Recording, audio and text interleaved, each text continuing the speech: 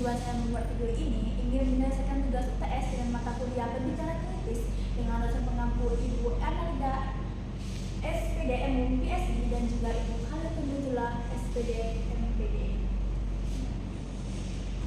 Di sini berbandingan forum berbicara kritis.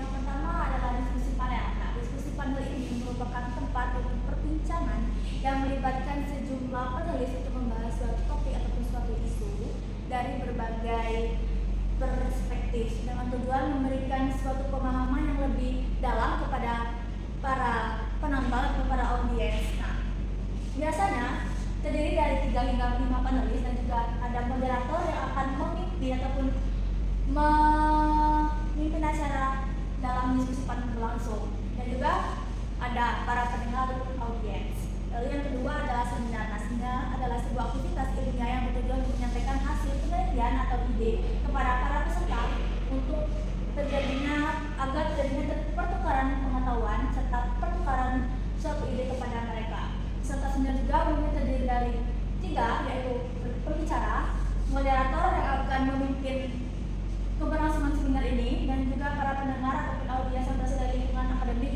yaitu mahasiswa. Nah, tugas moderator ini selain memimpin acara seminar, dia juga akan mengatur sesi tanya jawab pada akhir pelaksanaan seminar ini. Lalu yang ketiga adalah konferensi. Nah, konferensi ini merupakan pertemuan ilmiah yang melibatkan banyak peserta untuk membahas suatu ilmu ataupun tema tertentu. Orang-orang yang hadir juga biasanya meliputi peneliti, akademisi, pembicara, dan juga moderator untuk setiap sesinya. Nah, moderator juga memiliki peran untuk mengelola dalam pelaksanaan konferensi ini dan juga yang akan mengatur waktu dalam diskusi konferensi tersebut. Lalu yang keempat adalah simposium. Nah, simposium ini merupakan sebuah pertemuan ilmiah yang melibatkan beberapa pakar untuk menyampaikan sebuah tulisan ataupun pandangan terkait topik-topik tertentu. Nah, peserta biasanya berjumlah 3 orang, yaitu pembicara, seorang moderator, dan juga audiens yang mengikuti presentasi tersebut. Nah, moderator juga yang akan memandu keberlangsungan simposium ini. Simposium juga cenderung bersifat resmi karena biasanya diadakan dalam konteks akademik saja. Lalu yang kelima adalah kolokium. Nah, kolokium ini adalah wadah untuk diskusi ilmiah yang seringkali mengkaji suatu studi ataupun karya ilmiah secara lebih menyeluruh ataupun keseluruhan. Nah, biasanya peserta juga terbatas dari dosen, peneliti, ataupun mahasiswa yang fokus pada bidang yang sama ataupun satu bidang saja, tidak banyak ataupun tidak berbeda-beda bidangnya. Dan juga kolokium ini dipandu oleh moderator dalam pelaksanaannya. Lalu yang keenam itu debat. Nah, debat ini merupakan sebuah adu argumentasi ataupun pendapat dari sudut pandang yang berbeda-beda dari 2 kelompok ataupun lebih. Nah, anggotanya itu mencakup tim yang mendukung, tim yang menentang, dan juga seorang moderator yang akan memandu acara debat ini dari awalnya berlangsung sampai akhir debat. Dan juga kadang-kadang adanya juri yang akan menentukan argumen mana yang akan dipilih dan argumen mana yang akan lebih kuat untuk menjadi pemenangnya. Lalu moderator juga bertugas untuk mengelola durasi pembicara dan memastikan acara debat ini berlangsung dengan lancar dan tidak dapat halangan lainnya dari para peserta ataupun para kelompok yang akan debat. Nah, lalu yang berjurusan 2 yaitu pemanfaatan teknologi artifisial atau intelligence dalam pengembangan pendidikan tinggi. Nah, di sini saya memilih untuk mengambil debat. Nah, debat, definisi debat menurut Henry Guntur Tarigan yaitu merupakan kegiatan beradu argumentasi antara 2 pihak ataupun lebih, baik secara perorangan atau secara kelompok, yang membahas satu masalah tertentu untuk menentukan apakah gagasan mereka ini diterima ataupun ditolak. Nah, dalam kegiatan ini juga masing-masing pihak akan menyampaikan pendapat mereka yang secara logis untuk mempertahankan masing-masing argumen ataupun pandangan. Nah, selain itu, debat juga memiliki tujuan utama. Yang pertama adalah menguji kebenaran suatu pendapat ataupun gagasan. Nah, maksudnya dalam debat ini setiap kelompok ini akan menyampaikan sebuah argumen mereka masing-masing yang telah dilandasi dengan sebuah bukti-bukti ataupun fakta-fakta yang ada. Nah, inilah yang akan menentukan apakah argumen mereka ini ditolak ataupun diterima nantinya.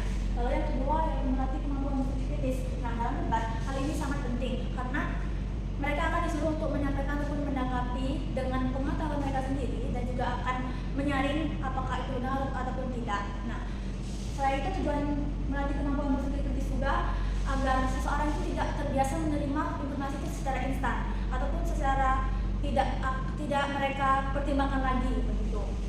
Nah, dengan adanya berpikir kritis ini mereka akan lebih menelusuri dulu nih apakah argumen ataupun informasi ini benar adanya ataupun tidak. Lalu yang ketiga adalah mengembangkan kemampuan berbicara dan berargumentasi. Nah, maksudnya seseorang ini akan diminta untuk menjelaskan ataupun meyakinkan para peserta ataupun audiens dengan menyampaikan argumentasi mereka ataupun pengetahuan mereka. Nah, hal ini juga para pembicara ini juga disuruh untuk menyampaikan secara jelas dan juga terstruktur agar para audiens ataupun para peserta ini bisa dapat memahaminya lebih mudah. Dan dengan adanya tujuan ini dapat menjadikan komunikasi seseorang itu menjadi lebih baik. Lalu yang keempat, memberikan pemahaman yang lebih luas tentang suatu isu. Nah, dengan keberlangsungannya ataupun dengan keseluruhannya sudut pandang yang berbeda-beda dari masing-masing kelompok debat ini, para audiens itu pasti akan mendengarkan keseluruhan pandangan mereka. Nah, inilah yang akan membuat ataupun memberikan sebuah pengetahuan atau wawasan kepada para audiens tersebut. Nah, yang itu adalah aspek debat. Yang pertama, jumlah karakteristik peserta debat. Nah, jumlah ini memungkinkan para peserta untuk mengungkapkan argumen yang bervariasi mengenai penggunaan teknologi, kecerdasan dan buatan AI dalam pendidikan tinggi. Dengan debat, berbagai perspektif bisa diungkapkan secara kritis dan juga rasional, baik mendukung maupun yang menentang pemanfaatan AI itu sendiri. Lalu yang kedua yaitu peran pemimpin moderator. Nah, peran moderator ini ialah yang akan memimpin ataupun memandu keberlangsungan selama acara dimulai dengan mencakup perkenalan, topik ataupun penyampaian aturan debat tentunya. Selain itu terdapat sesi penyampaian argumen utama dari kedua tim, yaitu tim pro dan juga tim kontra nantinya.